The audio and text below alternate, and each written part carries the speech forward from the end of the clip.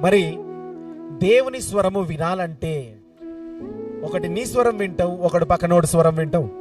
మూడవది సాతాను కూడా నీతోని మాట్లాడుతుంది. నాలుగవది దేవుని స్వరము నీతోని మాట్లాడుతుంది. మరి వీటన్నిటిలో దేవుని స్వరము ఏది అని గుర్తిస్తావు?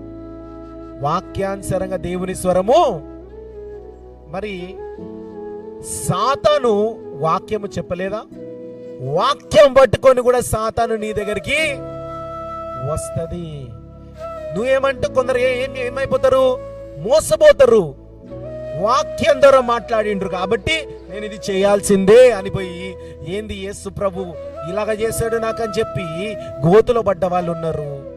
కాబట్టి గ్రహించండి, దేవుని స్వరం వినాలంటే ముఖ్యంగా ఈ గ్రంథములో ఎవరైతే ఆశ లేదో, ఈ గ్రంథములో ఎవరైతే చదవలేదో, ఈ వాక్యాన్ని ఎవరైతే విశ్వాసంతో వినరో, ఈ వాక్యాన్ని ఎవరైతే శ్రద్ధగా చదవరో వారు దేవుని స్వరాన్ని గుర్తించలేరు.